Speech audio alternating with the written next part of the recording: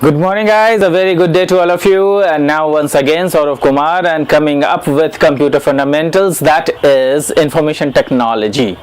Now I'll be teaching you information technology और इसमें जो है हम लोगों ने लास्ट क्लास में काफ़ी कुछ देखा है जो कि जिसमें कि क्या था, उसमें हम लोगों ने ये देखा था कि कैसे इनपुट आउटपुट डिवाइसेस होते हैं, किस तरीके से जो आपके डिफरेंट इनपुट आउटपुट डिवाइसेस हैं वो क्या क्या होते हैं, उसके डेफिनेशंस देखे, उसके कंप्यूटर्स के डेफिनेशन देखे और कंप्यूटर के साथ किस तरीके से हम लोग आगे बढ़ सकते हैं, ये एक ऐसा इलेक्ट्रॉनिक डिवाइस है वो हम लोगों ने सीखा। तो काफ़ी कुछ हम लोगों ने देखा है।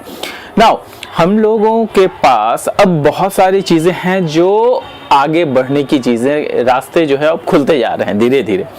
तो अब हम लोग आगे क्या करेंगे, आगे हम लोग ये देखेंगे जो कंप्यूटर है वो कंप्यूटर देखने में जैसा लगता है वो एक्चुअली है कैसा। मतलब कि हम लोगों ने ऊपर में सुपरफिशियली हम लोगों ने देखा कि कंप्यूटर किस तरीके का दिखता है, जिसका कि डायग्राम आप देख रहे होंगे। यहाँ पर मैंने आपका डायग्राम बनाया हुआ है। मैंने आपको बताया था कि जो सीपीयू है इसको हम लोग सीपीयू कहते हैं, इसको हम लोग सीपीयू कहते हैं, इसको हम लोग कीबोर्ड कहते हैं और इसको हम लोग माउस कहते हैं और वहीं पर ये मॉनिटर है। तो ये आपका सीपीयू है, ये कीबोर्ड है, ये माउस है और मॉनिटर है, ये आपको नजर आ रहा होगा। लेकिन सीपीयू में हमने कुछ भी दर्शाया नहीं था। इसी सीपीयू को, इसी सेंट्रल प्रोसेसिंग यूनिट को फ्रंट पार्ट में, एक्चुअली फ्रंट पार्ट कैसा होता है और इसका बैक पार्ट कैसा होता है वो हम लोग आज देखेंगे। कैसे देखेंगे, यहाँ पर देखिए मैंने डायग्राम बनाया हुआ है। ये जो डायग्राम है इस तरफ वाला वो आपका front part of the system unit है। Front part of the system unit किसे कहते हैं, जो कि सामने से जो हमारा सीपीयू दिखता है। मैंने आपको बताया था कि ये सीपीयू, एक्चुअली सीपीयू इसको कहते तो जरूर हैं लेकिन सिस्टम यूनिट है ये। और ये सिस्टम यूनिट के अंदर जो जितने कंपोनेंट्स लगे होते हैं वो सारे कंपोनेंट्स में आपको दिखेगा कि आखिर सेंट्रल प्रोसेसिंग यूनिट कहाँ होता है, जो कि हम लोग इंटरनल आर्किटेक्चर में फिर आगे पढ़ेंगे।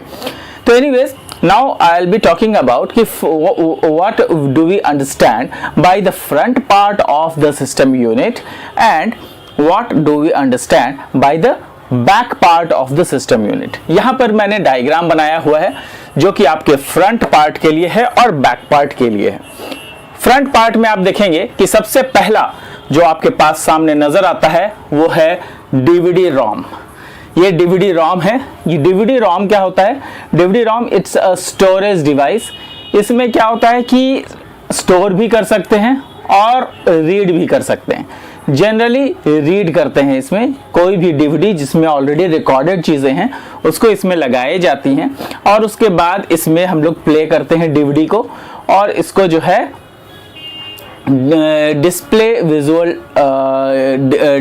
ड्राइवर भी कहते हैं। डिस्प्ले विजुअल ड्राइवर, रोम मतलब रीड ओनली मेमोरी। तो इसको जो है हम लोग डीवीडी रोम कहते हैं जिसमें कि ये मेमोरी के लिए यूज होता है। जो नेक्स्ट है वो है आपका, देखिए यहाँ पे एक खाली जगह है, जैसा डीवीडी का जगह है वैसा ही आपका ये यहाँ पे खाली जगह लगा हुआ है। खाली जगह होने का मतलब क्या है कि यहाँ पर डीवीडी रोम जैसा कोई और डिवाइस भी लगा सकते हैं। इसका मतलब यह है कि आपका एक नहीं बल्कि दो डीवीडी रोम भी लगा सकते हैं।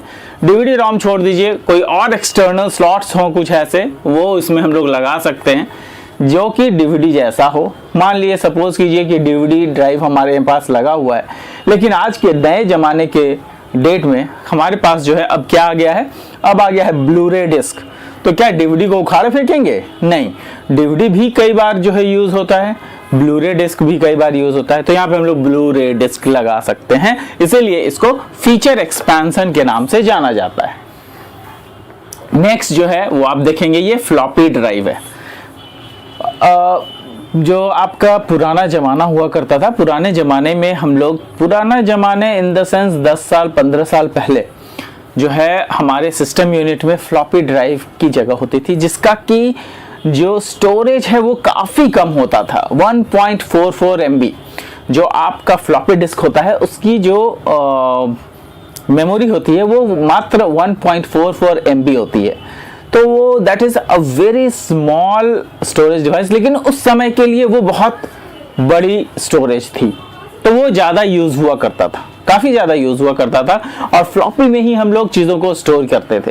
तो वो फ्लॉपी काफ़ी बार जो है हम लोग काफ़ी जगह में हम लोग देखते हैं कि काफ़ी फ्लॉपी जो है यूज़ हुआ करता था। उसमें मैग्नेटिक मटेरियल होते थे और मैग्नेटिक डिस्क होता था उसके अंदर, और वो जो है काफ़ी आपको इस तरीके का शेप का जो है रहता था, इस तरीके का शेप का रहता था, और आगे में ऐसा गोल जैसा होता था, है ना, इस तरीके का होता था।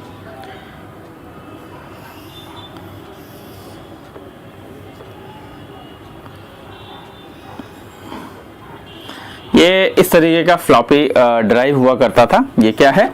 ये फ्लॉपी ड्राइव, फ्लॉपी डिस्क है ना, फ्लॉपी डिस्क है ये। तो ये फ्लॉपी डिस्क इस तरीके का हुआ करता था जिसको कि हम लोग इसमें डाल देते थे। ये जो फ्लॉपी ड्राइव है इसको हम लोग इस डिस्क को लेते थे और इसमें डाल देते थे। तो ये क्या करता था कि ये जो मैग्नेटिक मटेरियल है इसमें उसको रीड कर पाता था, इसमें हेड लगे होते हैं और वो उसको रीड कर पाता था। तो that used to be earlier. लेकिन बाद में धीरे धीरे जो है पेन ड्राइव का कॉन्सेप्ट आया। तो जैसे जैसे पेन ड्राइव का कॉन्सेप्ट आ गया, जो आपके फ्लॉपी डिस्क हैं वो विलुप्त होते चले गए, वो खत्म होते चले गए, and now nobody is using it. क्यों? क्योंकि ये जो फ्लॉपी डिस्क होते थे ये महंगे पड़ते थे, क्योंकि 1.44 MB को स्टोर करने के लिए हम लोग कई बार जो है इसको इसमें स्टोर करते थे और बहुत कम चीज़ें स्टोर हो पाती थी, और हम लोग बहुत ज़्यादा चीज़ नहीं स्टोर कर पाते थे, जबकि वहीं पे 2 GB का उस समय पेन ड्राइव आ गया था। तो 1.44 से जो 2 GB है वो मोर देन 15 टाइम्स आपका ज़्यादा, नॉट ओनली 15 टाइम्स, मतलब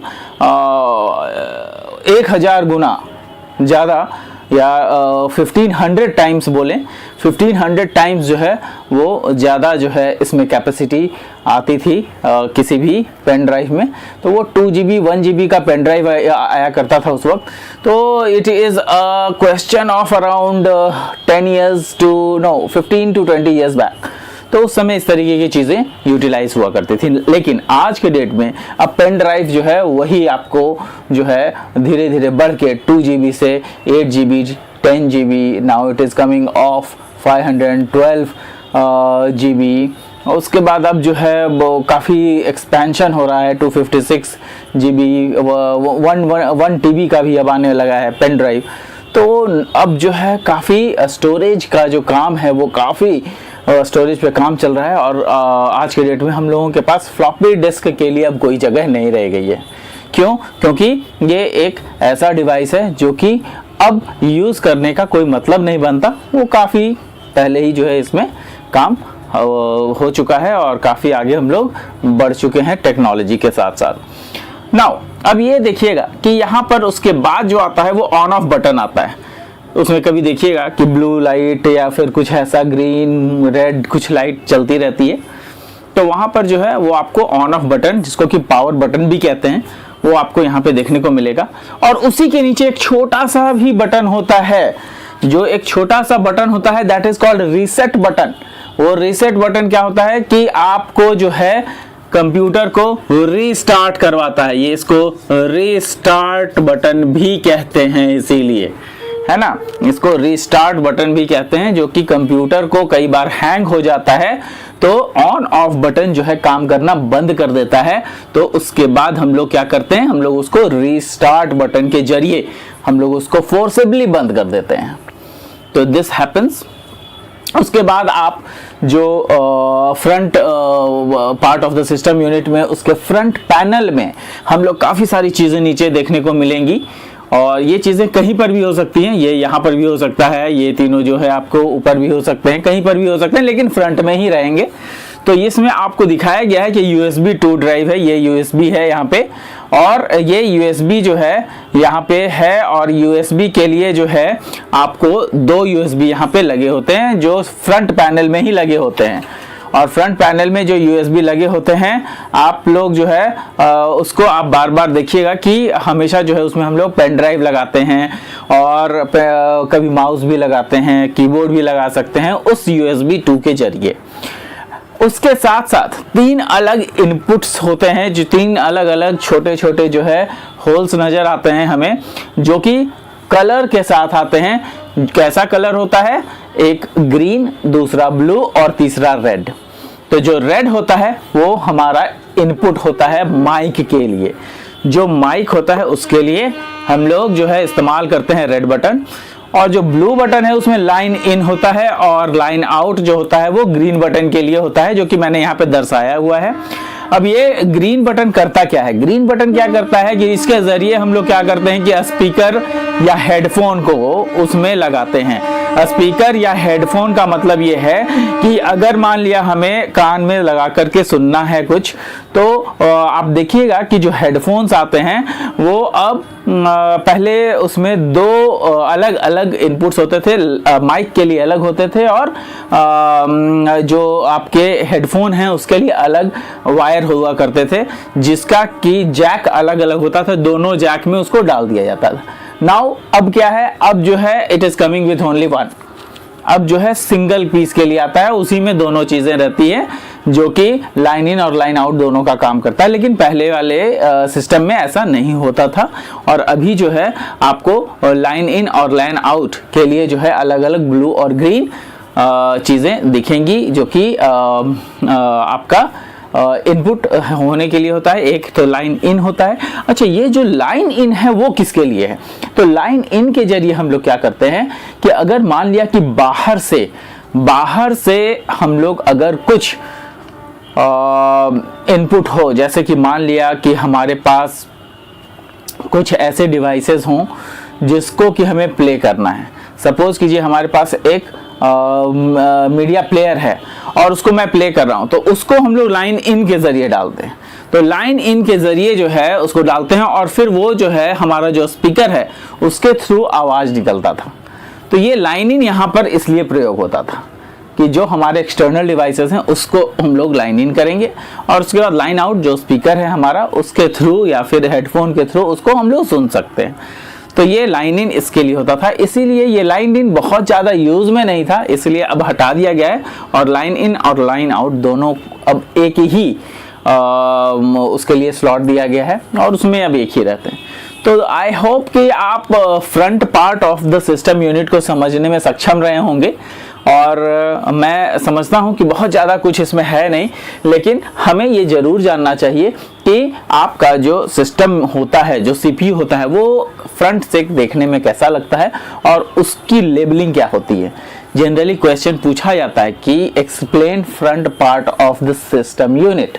तो आप जो है front part of the system unit को किस तरीके से एक्सप्लेन करेंगे, उसका डायग्राम बनाएंगे, और जितने भी आपने लेबलिंग करना है वो लेबलिंग करेंगे, और labelling diagram without labelling is nothing. तो अगर आपने डायग्राम बना दिया, लेबलिंग नहीं की, तो हमें यह समझ में आता है कि आपको वो चीजें पता नहीं है कि कौन कौन सी चीजें क्या है। तो इसलिए जो है आप उसको लेबल जरूर कीजिएगा, और जितनी भी चीजें लेबल की हुई है उसको आप 2-2 सेंटेंसेस में एक्सप्लेन जरूर कर दें, तो आपको जो है इसमें पूरे के पूरे मार्क्स मिल जाएंगे। तो ये आपका front part of the system unit है। नाउ अब हम लोग आगे बढ़ते हैं, और ये है आपका back part of the system unit. सीधा इस सीपीयू के पीछे अगर जाएंगे तो हमें ये आप पोर्शन दिखेगा बैक पार्ट, और आगे तो आपको मैंने बता ही दिया। तो ये जो है आपका back part of the system unit है। Back part of the system unit में क्या क्या चीजें होती है? सबसे पहले आप दिखेगा कि यहाँ पर एक अलग सा स्लॉट दिया गया है। देखिएगा, मैंने एक अलग सा स्लॉट दिया है जिसको कि SMPS के नाम से जानते हैं, जिसको कि बोलते हैं switch mode power supply. Switch mode power supply is the main unit of supplying power. अगर बाहर से जो भी हम लोग करंट सप्लाई अगर कहीं पे करते हैं तो वो करंट यहीं पे सप्लाई करते हैं, और SMPS का काम होता है कि इवेंचुअली जो है पावर सप्लाई पूरे सिस्टम में हर जगह जितनी जिसकी जरूरत है वहां पे पावर उतनी उसको पहुंचाने का काम करता है। तो ये हमारे पास बड़ी ही अच्छी चीज है कि SMPS जो है वो क्या करता है कि उतना ही पावर जितनी जिसको जरूरत है उतना ही पावर उसको पहुंचाता है। जैसे कीबोर्ड में बहुत ही कम पावर चाहिए, तो उसके लिए ये ज़रूरी नहीं है कि उसको 220 का वोल्ट दिया जाए, नहीं, उसके लिए कुछ ही वोल्ट 1 या 2 वोल्ट काफ़ी होते हैं या 3 वोल्ट काफ़ी होते हैं। तो 3 वोल्ट के जहाँ पे चाहिए वहाँ पे अगर 220 वोल्ट देंगे तो शायद वो उड़ जाएगा, कंपोनेंट खराब हो जाएगा।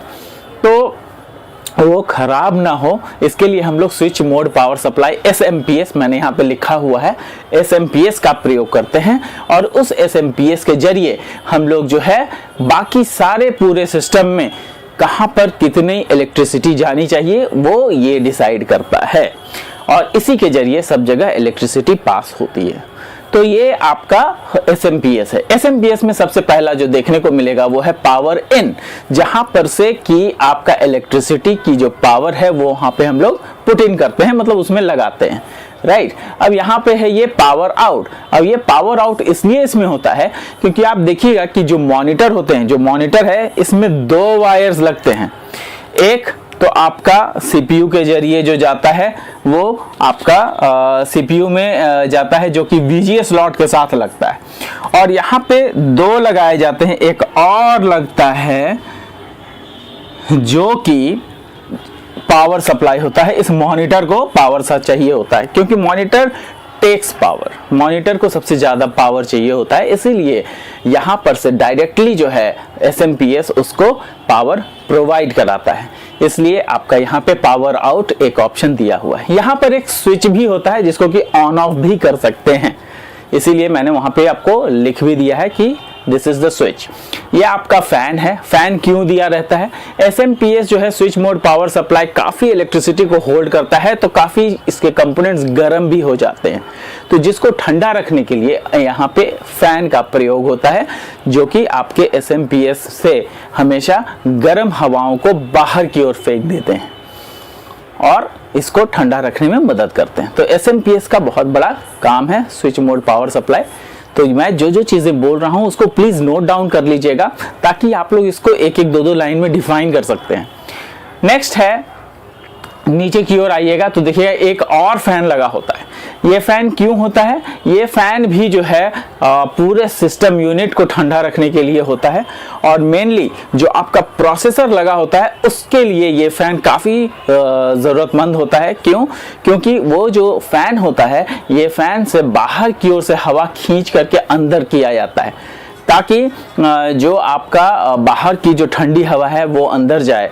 एक और फैन लगी होती है जो कि बाहर फेंकने का काम करता है, और वो जो है कई बार आपको दिखेगी लगी हुई, कई बार नहीं भी दिखी होगी, क्योंकि यहाँ पर जो आपका स्विच मोड पावर सप्लाई का जो फैन है वो भी उस चीज़ के लिए काम में आ जाता है, गर्म हवाओं को बाहर फेंकने के लिए।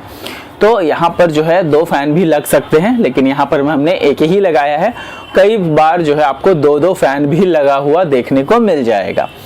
तो this is the fan to keep the system unit cool, और मेनली प्रोसेसर को कूल करने के लिए इसकी ज़रूरत पड़ती है।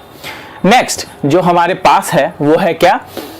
ये देखिएगा इथरनेट केबल जो है इसमें फिट होता है, जिसके थ्रू इंटरनेट वगैरह लगाते हैं।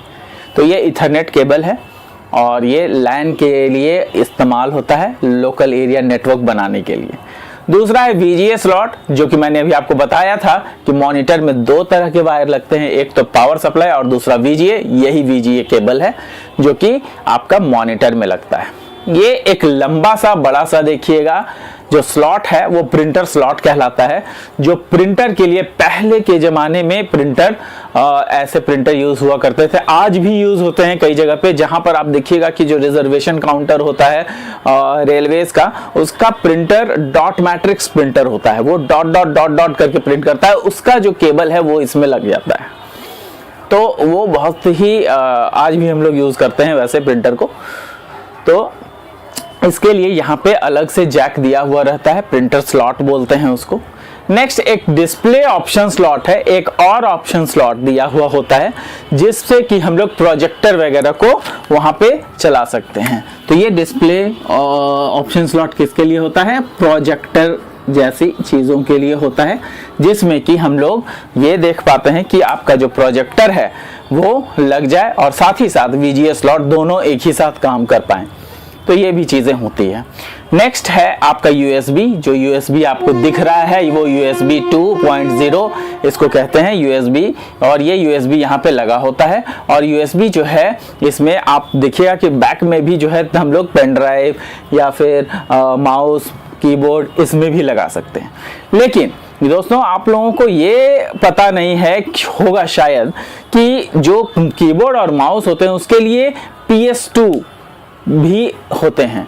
तो PS2 जो है यहाँ पे आप देखिएगा कि ये PS2 है, ये PS2 स्लॉट्स हैं। और ये स्लॉट्स जो है क्या करते हैं, ये PS2 स्लॉट्स अलग होते हैं माउस और कीबोर्ड के लिए, जो कि नीचे मैंने दर्शाया है। उसके ऊपर में देखिएगा ये लंबा वाला जो है HDMI केबल है, HDMI केबल लगाया जाता है। अब आज के डेट में जो है जितने भी कंप्यूटर हैं उसमें HDMI केबल लगते हैं, और उसके ज़रिए हम लोग काफ़ी कुछ इस्तेमाल करते हैं, क्योंकि वो ज़्यादा बेहतर तरीके से HDMI जो है अब काम करता है। उसमें बड़े प्रोजेक्टर्स या बड़े स्क्रीन पर अगर हमें कुछ लेना है तो इसका इस्तेमाल किया जाता है HDMI का। तो वो सारी चीज़ें हैं इसमें। दूसरी चीज़ है कि यही तीन चीज़ जो आगे फ्रंट पैनल में मैंने बताया था, माइक, लाइन इन और लाइन आउट, वो यहाँ पर भी है, माइक, लाइन इन और लाइन आउट। तो यही चीज़ें यहाँ पर भी दिखाई गई है, जिसको कि हम लोग रेड, ब्लू और ग्रीन के जरिए देख सकते हैं। तो यहाँ पर ये सारी चीज़ें हैं। अगर मान लिया कुछ एक्सटर्नल स्लॉट्स हमें लगाने हैं, एक्सटर्नल कुछ लगाना है, तो उसके लिए हमारे पास PCI स्लॉट ऑप्शन है, PCI ऑप्शन स्लॉट, जिसमें कि यहाँ पे हम लोग टीवी ट्यूनर कार्ड या फिर कोई graphics card, extra graphics card लगाने हैं तो वो हम लोग यहाँ पे लगा सकते हैं। उसके लिए अलग स्पेस दिया होता है, जिसको कि बोलता है हम लोग जो है वो उसको बोलते हैं PCI ऑप्शन स्लॉट। तो PCI ऑप्शन स्लॉट के जरिए हम लोग कुछ एक्सटर्नल डिवाइसेस भी लगा सकते हैं। तो गाइज आप लोगों को मैंने पूरा चीज एक्सप्लेन कर दिया है कि front part of the system unit क्या होता है, back part of the system unit क्या होता है। आप लोग इसका डायग्राम जो है बना लीजिएगा, आपके कॉपी में ये बना लीजिएगा। काफी बार पूछा जाता है, और जितनी भी चीजों को मैंने एक्सप्लेन किया है, जितनी भी लेबलिंग है जिसको कि मैंने आपको एक्सप्लेन किया है, उसको दो लाइन में जरूर लिख लेंगे आप लोग। और वही नहीं, इसका जो है डायग्राम अगर आप खोजेंगे तो आप गूगल पे सर्च भी करेंगे, front part of the system unit, back part, front part and back part of the system unit, या front and back part of the system unit, ऐसे करके अगर आप खोजेंगे तो आपको इसमें मिल भी जाएगा कि उसका डायग्राम्स कैसा है होता है, क्या क्या से कौन कौन से चीज़ों को इस्तेमाल उसमें किए जाते हैं। तो ये आपको डायग्राम वहाँ भी मिल जाएगा। लेकिन अगर आपको एक्सप्लेनेशन की ज़रूरत है तो ये वीडियो जो है आपके लिए काफ़ी सक्सेसफुल होगा। और एंड आई थिंक कि आप लोग जो है इसको कहीं भी अगर मान लिया देखना चाहें तो आप इसको कहीं भी देख सकते हैं। वीडियोज़ जो है आपके पास हमेशा रहेंगे। तो इसको जो है आप लोग कभी भी इसको देखिए, और हमेशा याद रखिएगा कि बैक पार्ट और फ्रंट पार्ट दोनों कई बार पूछे जाते हैं क्वेश्चंस में। तो क्वेश्चन में दोनों चीज़ें होंगी। हो सकता है कि explain back part of the system unit भी पूछा जाए, हो सकता है कि कई बार आपसे ये पूछा जाए कि front part of the system unit को एक्सप्लेन कीजिए, नहीं तो दोनों को एक्सप्लेन कीजिए। तो दोनों का डायग्राम बना के और दोनों के जितने भी लेबलिंग वाली चीज़ें हैं वो सारी चीज़ें आपको एक्सप्लेन करनी पड़ेगी। तो guys, I hope that I am able to explain you this question. This question generally comes in computer fundamentals and information technology. तो ये आपके लिए काफ़ी important चीज़ मुझे लगी, तो ये मैंने आपको बता दिया है। तो I hope guys कि आप लोग इसको पढ़ेंगे, और अगर कुछ दिक्कत होती है मेरा फ़ोन नंबर आपके पास दिया हुआ है, उस पर आप कॉल कर सकते हैं। किसी भी परेशानी को, कोई भी चीज़ को आप मुझसे डायरेक्टली पूछ सकते हैं। इसलिए मैं हर एक वीडियो में आपको मैं अपने फ़ोन नंबर भी देता हूं, ताकि आप लोगों को कहीं से किसी भी तरीके की कोई परेशानी ना हो। तो thank you guys, we will meet in the next class.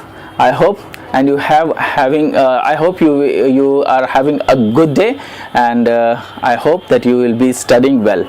Thank you. Thanks a lot.